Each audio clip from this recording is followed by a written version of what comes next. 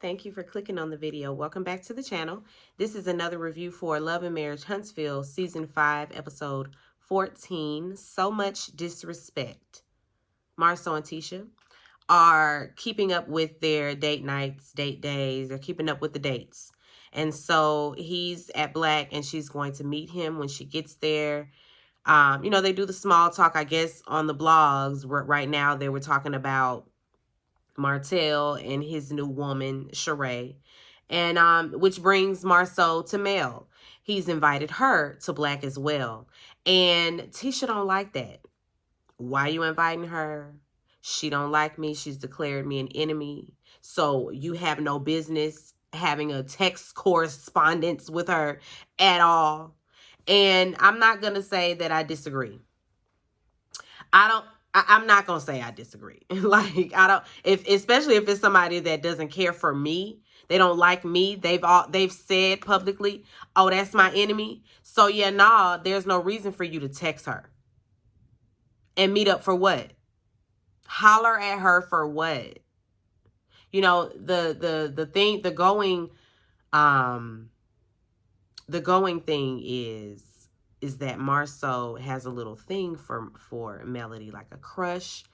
I can see that. I've always seen that. I don't think that it's anything like, malicious, but like he got a crush on her. Like he's happy to just go and sit with her and film a scene with her. Because there really was no point. There was really no reason to meet with her outside of the group. There was really no need for you to have any type of sit down with her. What they talked about could have been in a text message, honestly. And Marcel thinks that he's just being this upstanding guy and trying to uphold his word and everything. I guess he said, well, we said we were going to, fill one another in when there's new information and things of that sort, so that people won't be blindsided, when things air.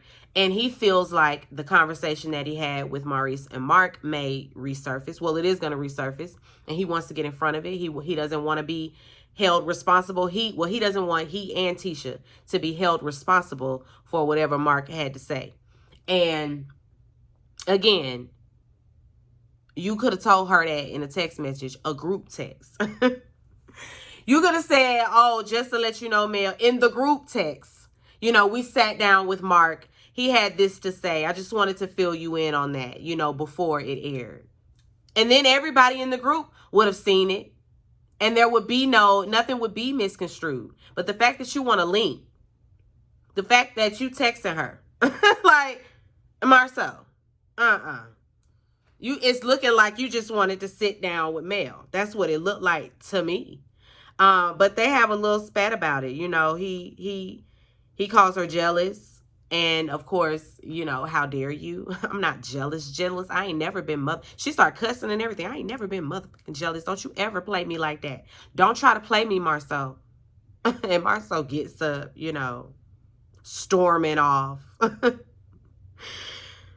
to come back. Storming off just to turn around and come back, I mean, they might as well just agree to disagree, at this point, because he doesn't see anything. He doesn't see the flaw in what he did. And she's gonna, she's standing on the fact that you had no business texting her for any reason. He's confused about this cordial word, Well, if you say you're cordial, then why can't I reach out to her? If you say that you're cordial, I mean, we was just in Destin with them, And that's the thing. That's what cordial means. Hi.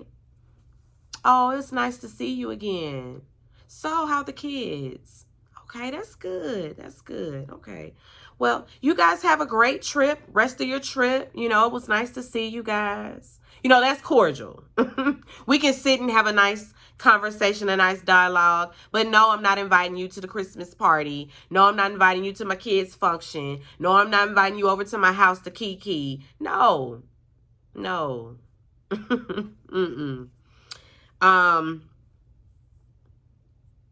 When he come back, he's talking about just let me work. Just please, whatever. You just want to sit down with Mel. Just say that.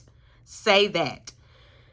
Okay, so Martell and Chris they link, and they're out looking for a venue. Martell is going to, do another launch for the wine. Well, I should say a wine tasting. He had one in Atlanta. Now he wants to have one in Huntsville. So they're out looking at venues. And look, I was like, is this a trailer? What's this? What's this? I mean, it's very rustic, industrial, if you like that sort of thing. But I don't think it wasn't given farmhouse wedding. We're not looking, or, that's what industrial is for me. I think about a farmhouse wedding, like out in a barn, with tin everywhere, like, and cotton everywhere. Them kind of weddings. That's what I think of when he walked into that venue space. But I mean, it's cute for that sort of thing if that's what you into. And he don't want that. He want elegance, opulence, he want black excellence. He want all that. And so he needs to pick a new venue. But they talk, and Martell asked, Chris asked about Uncle Sam. Did you invite Uncle Sam? You better make sure you invited Uncle Sam. Uncle Sam got an invite because after the last one, Uncle Sam ain't talked to him for a week, behind him disrespecting his mama, because that's my mama, man. It's my mama. That's my mama. Uncle Sam wasn't playing with Martell. And I'm inclined to, be right there with Uncle Sam, because Martell, you messed up the thing, and he know it. He know it. He say, later on, he when he brings this up again, he know he got to prepare a better speech as well. But Martell brings up Marceau and the fact that Marceau and Tisha, dropped by Destin and all of that. We talking about Melody and the trip. And Chris is team, Holt and Holt. And he, he's kind of hopeful, and Martell is like, well, I mean, right now it's a no, but you never know. You never know. I'm holding out hope too. He holding out hope that he gonna get his wife back. I don't know. I'm praying for you, Martell. I'm praying for both of y'all that you find your person.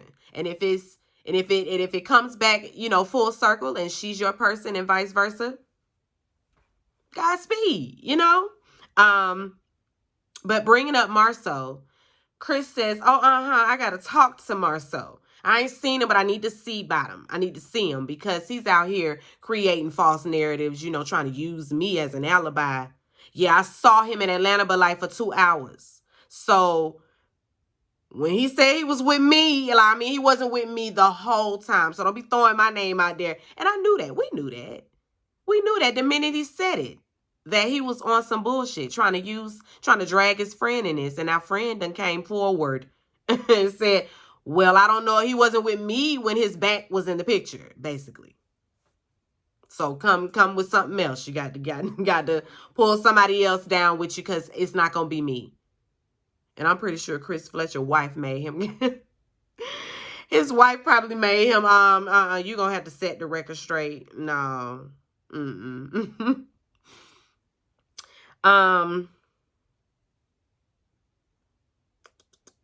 Mel, she meets with Marceau. And, the small talk is always so fake. I hate small talk. Get to what you're trying to get to with me. What you want to ask me. What you really want to talk about. Because this small talk, I ain't with it. I am not a small talk person. So don't walk up on me with small talk. Like once we get past the, hey, how you doing? We can't do any more small talk than that. Because I'm drunk. I'm going to walk away from the conversation. Okay, well, all right. It was good seeing you. I can't do no small talk. I don't want to do that. Because it's very, especially watching this, it was very fake. Marceau finally gets to the point, why he got her here. He shares with her that, he and Maurice had a conversation with Mark. And he brought up some things about your mom. And she's like, hold on. So at what point does this have to do with me? What was said about me? Because he's still going around and around and around. What was said about me? Because I'm a responding type of person. So what is it about this conversation that I need to respond to? Basically, why you got me sitting here? You was coming to tell, like, for one, Marceau, you being messy, cause she know that too. Why you couldn't just text this? You could have told me. I'm sorry if y'all hear my stomach growl. Y'all know I'll be eating before these videos. She's saying you could have told me ahead of time what this conversation was going to be about, and I would have declined then. So get to the point. What does this have to do with me? Nothing, absolutely nothing. And Marceau, he like, well, I thought that you would say thank you, for keeping your end of the bargain. And it's like, you don't have to report back every little conversation you have with the people that, with the respective parties that like to, do too much on social media. Like, Tisha ain't gonna need to run it back to Mel every time she talk to her mama. We ain't got to do all that. Marceau's that's that passive aggressive shit. You doing too much. You doing too much. Like, ain't nobody said do all this. Like, it wasn't necessary for you to meet with that lady. You just wanted to sit up in her face. Like, we're not done. Anyway. Kimmy and Maurice are having the whole gang over. Of course, Marceau and Tisha get there first. Kimmy looks good. She's having a great day today. She's up today, and so she feels like she owes it to her friends to finally let them in on what's been going on with her and, the reason for her absence and all of that. And Marceau is going to cook for, the event because Kimmy, of course, she needs to rest. Kimmy and Tisha go in there and rest. They got to talk about Martell and his new thing. I guess this just broke.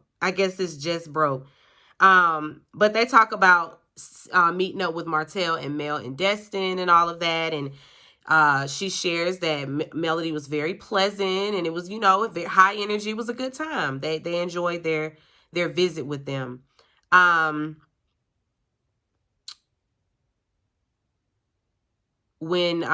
on. Oh, okay. Tisha, she asks a question, she poses a hypothetical question that has everything to do with she and Marceau. What would you do if your spouse, text or called up someone that deems you an enemy and is somebody that you don't really, talk to or have a relationship with, like the relationship is severed, and they, didn't let you know that they were going to do that? How would you feel about that? And Kimmy, she's just like, so Marceau, you went out to lunch with Mel? That's exactly what he did. But of course, she's just like, nah, Maurice, no, we don't play that game. He's not going to sit and have lunch, dinner, meeting to first with any woman, and I don't know about it. So yeah, no, not over here. Not these sets of Scots. No, I don't know about y'all, but no, we not doing that. So Marceau, you went to lunch with Mel? Anyway, Saved by the Bell, because Martell shows up and, and they sit him down, of course, like I said, and grill him about Sheree. So how'd y'all meet? So what's going on with that? Martell's like, Kimmy, stop. Nah, them valid questions.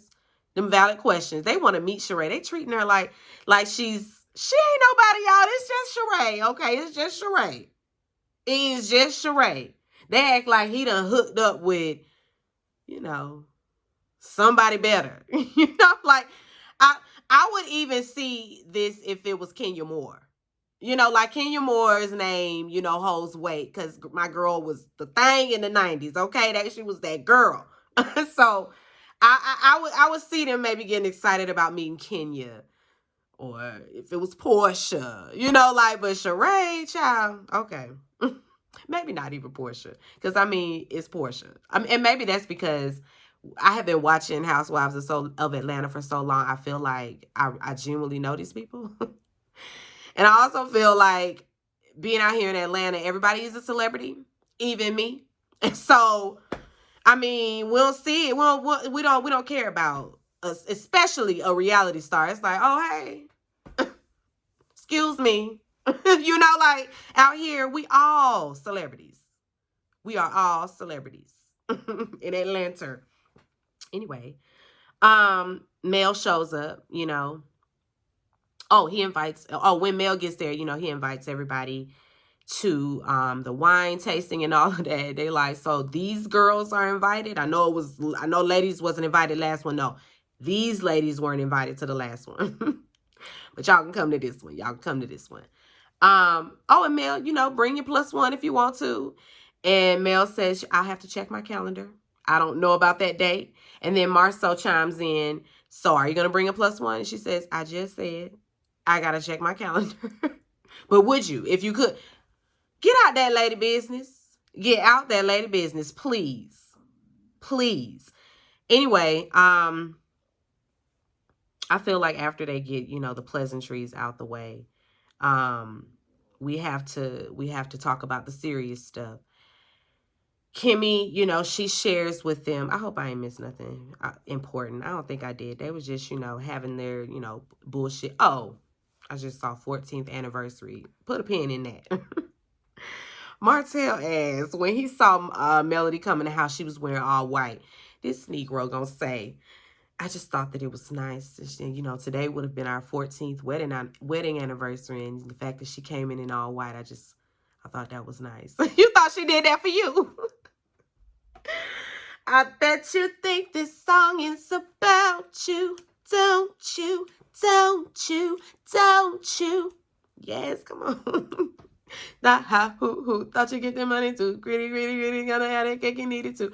No, it's the song ain't about you. We not talking about you. This was not about you. Sis maybe came from a photo shoot. Maybe she was going to church afterwards. I don't know. It was giving Easter Sunday to me.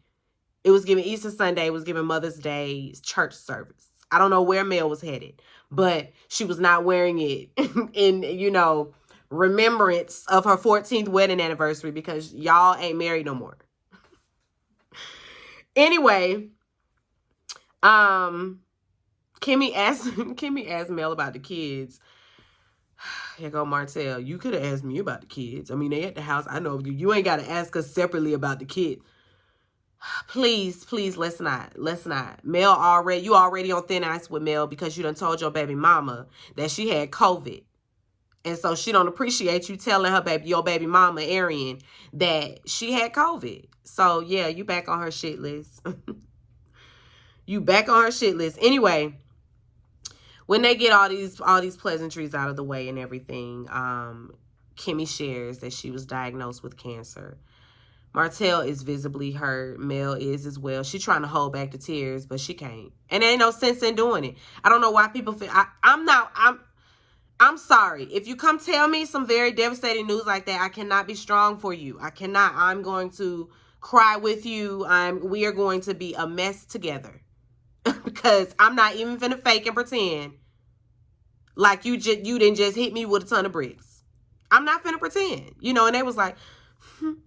Girl, go on and cry. Let them... She done already done all of that. She knows that this is going to hit you hard. I'm sure she knows and understands that, you know, and it's okay. It's okay, black folks. We can cry together.